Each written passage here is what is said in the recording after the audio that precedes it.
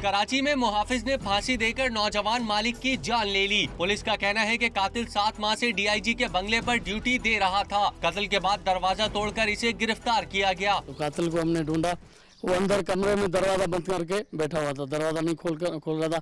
हमने जबरदस्ती दरवाजा तोड़ के इसको गिरफ्तार करके थाने में ले आए। दूसरी तरफ गार्ड ने इल्जाम लगाया कि उमैर शहाब ने इसे मारने की कोशिश की। तैश में आकर इसने जान ले ली। बस जी पैसों की जरूरत थी, उसकी माँ से पैसे लेने थे। वो उसका कमरा था, उसकी माँ का जो बाजी है उसका कमरा ऊपर था दूसरी मंजिल पे, और इसका कमरा था नीचे हमारे गार्ड रूम के पास ही था।